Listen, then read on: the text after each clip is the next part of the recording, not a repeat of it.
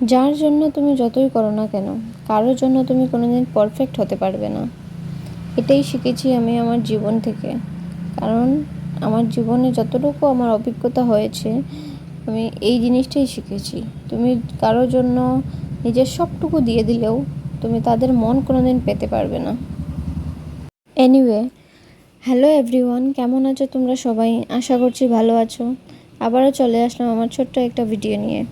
ঘুম থেকে উঠে দেখতেই পাচ্ছ অল্প একটু লিকার চা খেয়ে নিলাম। তারপর ঘরের সমস্ত বাসি কাজটা সেরে রান্নাটা বসিয়ে দিলাম। আর আজকে জানো তো আমার শরীরটা একদম ভালো নেই, ওই জন্য আজকে বেশি কিছু রান্না করব না।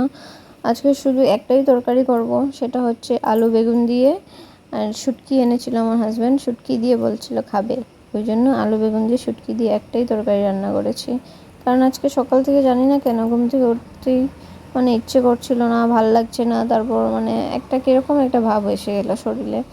আর আজকে যেহেতু আমার শাশুড়ি মা, আমার মা আর আমার শ্বশুরমশাই যাবেন আমার দিদির বাসায় নিমন্ত্রণ খেতে, তাই জন্য এত বেশি হেডেক নেই। ওই জন্য শুধু এক তরকারিই রান্না করেছি, আমি আমার হাজব্যান্ড খেয়ে নেব।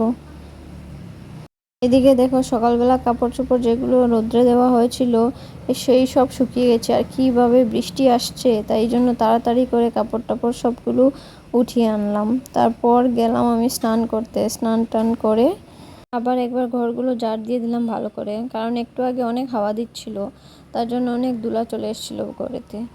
আজকের ভিডিওটা এইটুকুই। ভালো লাগলে লাইক, কমেন্ট, শেয়ার আর ফলো করে দিও। টাটা।